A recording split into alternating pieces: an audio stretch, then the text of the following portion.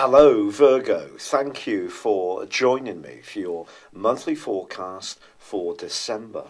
There's a gathering of energy in the most emotional, home-based, domestic and family-centred part of your scope for the first 2/3 of this month. This gives you an opportunity to really think carefully about your plans for Christmas, of course, but also about what you want in terms of your location and the environment that you actually occupy. But all of this stuff can be true of us inside our very beings as much as outside. So it's your own responses, your own emotional needs that's really coming under the astral microscope. But there is a big influence coming from Neptune. Now, Neptune is a key planet, and it has been particularly for you since 2012 because it's been in your sector of relating. Now, it's going to be forging an angle to the Sun in the first week, to Venus in the second week, and your ruler Mercury in the third week of this month. And this angle is a square. Now, that's not one of the easiest of the planetary aspects. This could point towards some misunderstandings or potentials for them when it comes to your interrelationships, because Neptune can distort. Yes, it's a very dreamy, spiritual and artistic influence, but when it's in a square, it can in some ways wash away at the foundations of those other energies. The Sun in your fourth house is very much about your central being. So it's important in week 1, and particularly on the back of the full moon on the 3rd, that you're particularly conscious of how your needs and how they relate to your relationships with others play out, especially in terms of your worldly role. You may find that your feelings from the 3rd are much closer to the surface, and that could make you feel a little bit uncomfortable at times. On the same day, your ruler, Mercury, slams on the brakes and goes into a retrograde, which will last through to the 23rd of this month. Obviously, when Mercury retraces its steps, there is that potential for crosswires anyway. Now, this is a part of the year when we're all making arrangements. So any planning that you do needs to be carefully coordinated to ensure that other people have the same view and the same agreement. So things can be quite fluid as this month goes on. Perhaps one of the standout moments for you this month, however, is when Mars punches its way into the sign of Scorpio, a sign that it rules on the 9th. And by the end of this month, is going to be combining with Jupiter, the planet of growth.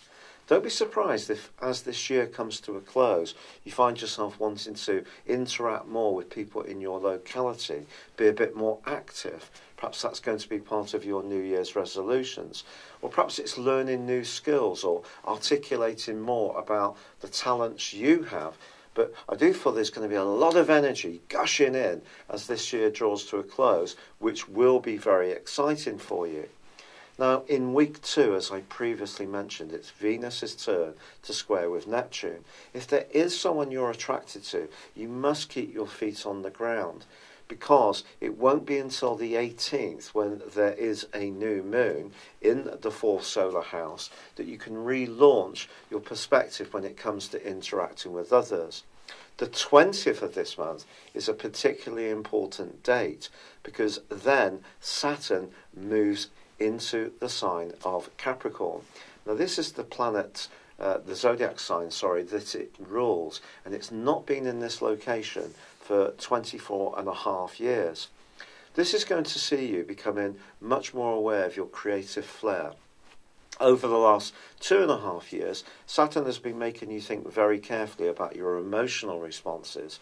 And even in the first week of this month, being alongside your ruler Mercury, there could be some moments when you have to think very carefully about, and with a great deal of sincerity, about a very tender or an issue which may be very important to you.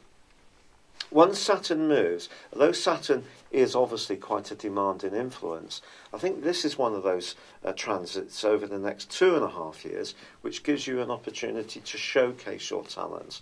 But it's all about application, Saturn, so you're going to have to roll up your sleeves and add perspiration to the inspiration you will naturally have. But the great news is that the Sun moves on the 22nd into the sign of Capricorn too, followed by, on the 23rd, Mercury going direct, and on Christmas Day, Venus moving into Capricorn as well. If you do find yourself, therefore, being a bit muted about some of the pre-festive celebrations in the earlier part of this month, it wouldn't be a surprise.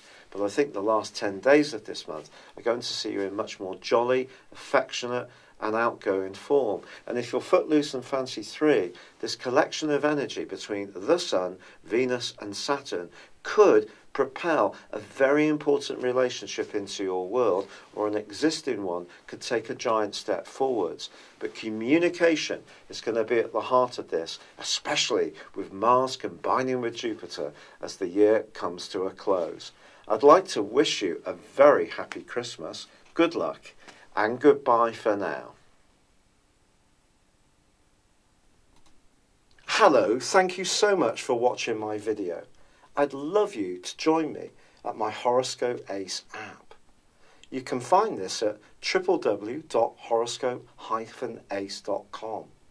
You can use it through Android, iOS, Apple, or Facebook. Check out your ascendant or your moon sign, or download your free birth chart.